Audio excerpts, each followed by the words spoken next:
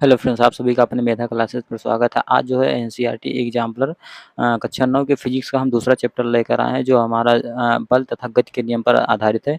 इसमें कुल टोटल जो है 10 से 15 क्वेश्चन दिए गए हैं, जिसको हम आज अच्छी तरह से करेंगे तथा उसको जो है हम समझेंगे अपने एग्जाम को बेहतर बनाने के लिए।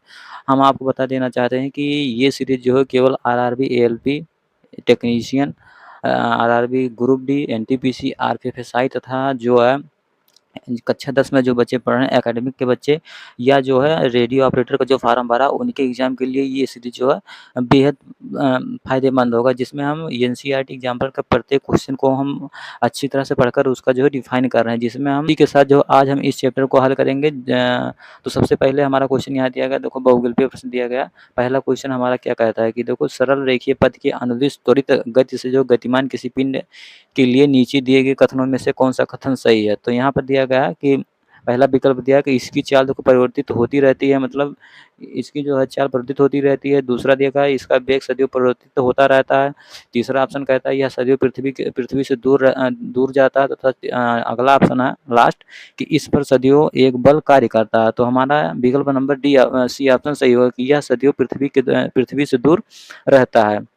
अब देखो यहाँ पर दिया गया है किसी वस्तु के लिए तीव्र गति से सीधे रास्ते पर यात्रा करने करने के लिए हमेशा जो ग्रह से दूर जाना उचित नहीं होता है, या जो है पिंड के तीव्र गति से जो है सरल रेखीय मार्ग पर गतिमान रहते हुए वह ग्रह से दूर जाता संभव नहीं है। सिर्फ जो है इसलिए पिंड सदैव पृथ्वी से दूर जाता है, तो इसी के लिए जो है यह सदैव पृथ्वी से दूर जाता है। अब अगला क्वेश्चन हमारा क्या है, दूसरा कि गति के तीसरे नियम के अनुसार क्रिया एवं प्रतिक्रिया क्या है, मतलब गति का जो तीसरा नियम है तो उसकी क्रिया या प्रतिक्रिया क्या है। तो यह पहला विकल्प दिया गया कि यह सदियों एक ही वस्तु पर लगती है। दूसरा ऑप्शन दिया गया सदियों दो भिन्न वस्तुओं पर विपरीत दिशाओं में कार्य करती है। उसके बाद अगला ऑप्शन हमारा है कि परिणाम एवं दिशाएं समान होती हैं। उसके बाद अगला है किसी भी एक वस्तु पर एक दूसरे के अभिलंब कार्य करती है। तो जो गति के तीसरे नियम का तीसरा नियम क्या कहता है, क्रिया प्रतिक्रिया का नियम। तो हमारा विकल्प नंबर बी ऑप्शन सही है कि सदियों दो भिन्न वस्तुओं पर विपरीत दिशाओं में कार्य करती हैं। अब अगला क्वेश्चन जो है कि फुटबॉल के खेल में कोई देखो गोल रक्षक गोल पर तीव्र गति से आती है, मतलब फुटबॉल के खेल में गोल रक्षक तो गोल की तीव्र गति से आती है, बॉल को पकड़ने के पश्चात अपने जो है अपने हाथों को पीछे की ओर खींचता, ऐसा क्यों करता है। मतलब कोई फुटबॉल खेल रहा है तो तीव्र गति से आ रही, तो जब फुटबॉल को वह पकड़ रहा है तो अपने हाथ को पीछे खींच रहा है, तो ये किस कारण होता है। तो इसमें ऑप्शन क्या क्या दिया गया कि बॉल पर अधिक बल लगा पाता है। दूसरा जो बॉल द्वारा हाथों पर लगाए गए बल को कम कर पाता है। उसके बाद तीसरा ऑप्शन संवेग परिवर्तन की दर में वृद्धि होती है। उसके बाद चौथा ऑप्शन क्या है, संवेग परिवर्तन की दर में कमी होती है। तो हमारा विकल्प नंबर डी ऑप्शन सही होगा, क्योंकि ये देखो संवेग संरक्षण के नियम इस पर जो है फॉलो करते हैं। तो विकल्प नंबर हमारा डी ऑप्शन सही होगा कि संवेग परिवर्तन की दर में जो है कमी आती है। अब उसके बाद अगला क्या है, किसी पिंड का जड़त्व क्या होता है। उसकी चाल को बढ़ाता है, उसके बाद उसकी चाल को कम करता है, या उसकी गति की अवस्था में परिवर्तित को प्रतिरोधित करता है, या अगला ऑप्शन जो घर्षण के कारण देखो अवमंदित करता है। तो विकल्प नंबर इसमें हमारा सी ऑप्शन सही होगा, क्योंकि किसी पिंड का जड़ जो है एक वस्तु के जड़त्व वस्तु को विरामा या गति अवस्था में स्थित के कुछ जो है परिवर्तन करने की अनुमति देता है, क्योंकि यह न्यूटन के गति के प्रथम नियम है।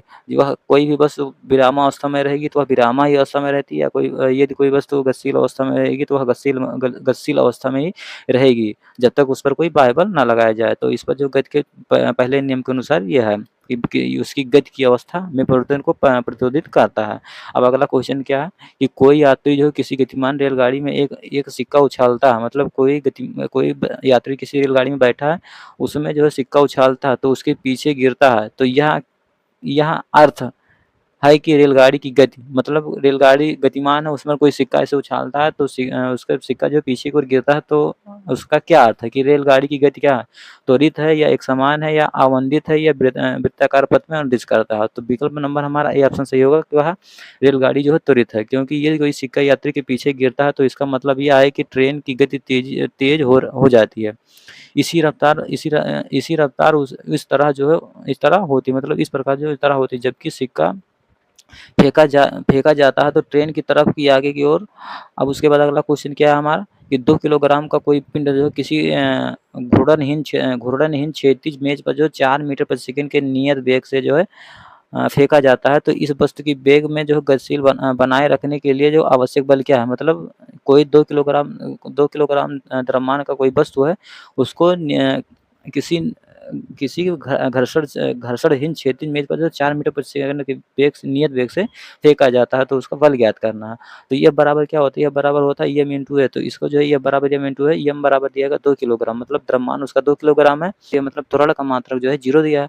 तो जब द्रव्यमान में त्वरण का मतलब गुणा करेंगे, तो हमारा जो बल आएगा वो हमारा 0 न्यूटन मतलब 0 आएगा। मतलब बल का मात्रक न्यूटन होता है, तो यहाँ पर जो है ऑप्शन बी ऑप्शन सही होगा, 0 न्यूटन। अब उसके बाद अगला क्वेश्चन क्या है कि राकेट जो होते हैं किस नियम पर कार्य करता है? मतलब जो राकेट होता है वो किस नियम पर कार्य करता है? द्रव्यमान संरक्षण के नियम पर कार्य करता है, या ऊर्जा संरक्षण के नियम पर कार्य करता है, या संवेग संरक्षण के नियम पर कार्य करता है, या वेग संरक्षण के नियम पर कार्य करता है? तो जो हमारा राकेट होता है वो हमारा जो संवेग संरक्षण के नियम पर कार्य करता है, तो हमारा विकल्प नंबर सी ऑप्शन सही है। अब उसके बाद अगला क्वेश्चन क्या है, 8वां नंबर कि 2/3 ऊंचाई तल से जो है तल से भरा कोई टैंक एक समान चाल से गतिमान है। मतलब 2/3 ऊंचाई तक जल से भरा कोई टैंकर जो होता है एक समान चाल से गतिमान है, तो अचानक ब्रेक लगाने पर जो ट्रक ट्रक में भरा जल क्या होता है? पीछे की ओर गति करेगा, कि आगे की ओर गति करेगा, कि प्रभावित नहीं होगा, कि ऊपर की ओर गति कर मतलब ऊपर की ओर उठेगा। तब देखो कोई जल जब टैंक में भरा है, तो ये तो उसका एक समान चाल से चल रहा है, तो अचानक ब्रेक लगाएँगे तो वो आगे की ओर झुक जाता है या आगे की ओर गति करेगा। तो हमारा विकल्प नंबर 8वें का जो है बी ऑप्शन सही है। तो देखो हम आज के इस वीडियो में जो है एनसीईआरटी एग्जामिनर कक्षा 9 के बल के जो है चैप्टर में कुल टोटल जो है 8 बहुविकल्पीय क्वेश्चन दिए हैं, जिसको हम अच्छी तरह से पढ़कर इसका व्याख्या किए हैं। और आपको बता दें, आप हमारी प्लेलिस्ट में जाइए, वहाँ पर जो है हम मोस्ट इम्पोर्टेंट टॉपिक मतलब साइंस का मोस्ट इम्पोर्टेंट टॉपिक को हम व्याख्या के साथ प्रीवियस ईयर क्वेश्चन को हल कर रहे हैं, जहाँ से आपको आपके एग्जाम को बेहतर साबित होगा। जो जो खासकर आरआरबी, एलबी और टेक्नीशियन का एग्जाम देना चाहता है, तो वहाँ से आप जाकर उसको क्लास कर सकते हैं, जो आपके एग्जाम के लिए एक बेहतर साबित होगा। इसी के साथ मिलेंगे नेक्स्ट वीडियो में। जय हिंद, जय भारत दोस्तों।